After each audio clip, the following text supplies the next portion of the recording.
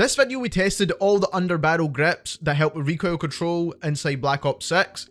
That includes the vertical grip, the lightweight grip, the precision grip, and the ranger grip. Now the rest do not help with recoil, so first of all the marksman grip only helps with aim down sight focus, and then the rest are kind of like grenade launchers and things like that. So we only focused on the main four here. The lightweight grip doesn't actually help with any form of recoil, but it does help with idle stability, which is essentially a recoil stat in and of itself. So obviously we did test this one as well.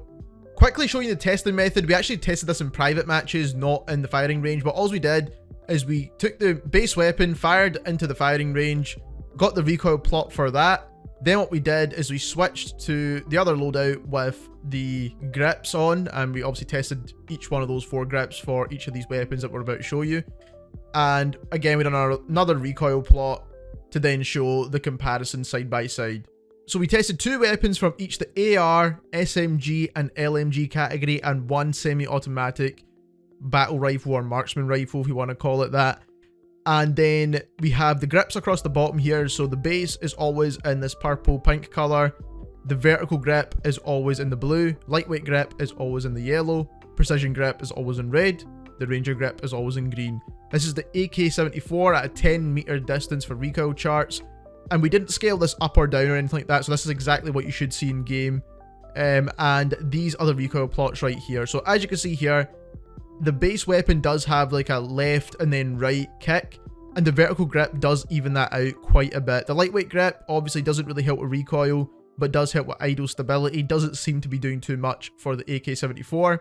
Precision grip is not really helping too much either, to be honest. It does help a little bit more than the base weapon, and then the ranger grip seems to be helping a little bit as well. I do think the vertical grip here is the strongest at helping that horizontal recoil. Next up we have the AS Val's, not a long range weapon, but it does have quite a bit of recoil, so that's why I wanted to test it, so we can get good results here and see how significant the benefit is by using these underbarrel grips. So as you can see, the base weapon does have upwards right kick, and then it goes left. And as you can see, once again, that vertical grip's helping it an absolute ton about keeping that recoil as straight as possible. The lightweight grip is almost no difference to the base. Precision grip, again, almost no difference to the base. And the ranger grip, again, quite similar there. It does help a little bit, but again, nowhere near as good as that vertical grip. And this is what I was going on about in my loadout videos, because people were talking about the ranger grip being the best, but it's by far nowhere near the best. Next up, we'll take a look at the LMGs, because the results are very similar for these. As you can see here, the base weapon goes up to the left, then to the right for the PU-21. Again, the vertical grip's doing a solid job at controlling that kind of kick in the weapon, and it's making it more of a vertical straight line. The lightweight grip's doing almost nothing, again with the precision grip, and again the ranger grip's doing nothing here as well. So as you see, the vertical grip for the PU-21 is definitely the best option. Next, we've got the XMG. The XMG is a pretty straight recoil pattern to begin with anyway, and as you can see, the vertical grip's doing a solid job once again. Lightweight grip, again, nothing here. Precision grip seems to be helping a little bit, and again with the ranger grip, it seems to be helping a little bit, but again, the XMG is a pretty straight recoil pattern to begin with, so we don't really need too much control with this one, but as you can see, the vertical grip's just doing the best. Moving on into the SMGs now, and the SMGs have a bit of a weird one.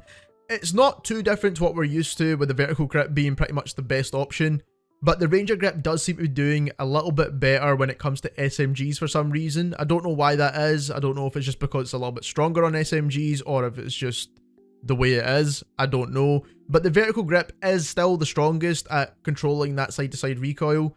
As you can see, it's more of a vertical straight line. But as you can see in green here, the ranger grip's doing not too bad as well. So you could pretty much go for either or when it comes to the SMGs. And again, to pretty much confirm this up, we can see with the KSV, which again has an upwards and then kind of like an S curve, you can see the vertical grip is again doing the best possible job at controlling this, and then the ranger grip's doing not too bad either. So again, when it comes to SMGs, I would recommend between the vertical and the ranger, but the vertical is always the strongest when it comes to controlling this recoil pattern. Moving on into a slightly different weapon now, which is the Sarkov 7.62, which is a semi-automatic marksman rifle. The vertical grip is now called the weighted grip for some unknown reason, but regardless, it gives you the same benefits, so please don't get confused by that. Then what we do have here is the base weapon. It does have a bit of that side-to-side randomness. However, when you do look at the weighted grip, it's definitely doing a solid job once again at controlling that kind of side-to-side recoil. It's making the lines pretty much straight vertical. And then the lightweight grip's doing a solid job here as well, because again, remember, it does help with that idle stability, and on semi-automatic weapons it's very noticeable when idle stability is improved upon. So as you can see here, it is helping out just as much as the weighted grip, almost. But that horizontal recoil is always going to beat the idle stability, to be honest. So again, the weighted grip's the best choice here, and the precision and the ranger are doing a decent job, but again, nowhere near as good as the weighted grip. So we didn't really need to cover every single weapon in this video because the results are pretty much the same across the board. The attachments are almost identical as well. So there's not really much reason to cover each individual weapon. But what always comes out on top is the vertical grip, and whatever it's named within the other weapon categories, it doesn't really matter because it always performs the best when it comes to that side-to-side recoil control. So if you don't like S-shaped curves and you don't like all that extra stuff, then you do need to use the vertical grip, and that's because it's helping with about 40% of that horizontal recoil control, which is absolutely insane, by the way. So that is definitely going to be the best choice. If you enjoyed this video, don't forget to subscribe, and thank you very much for watching.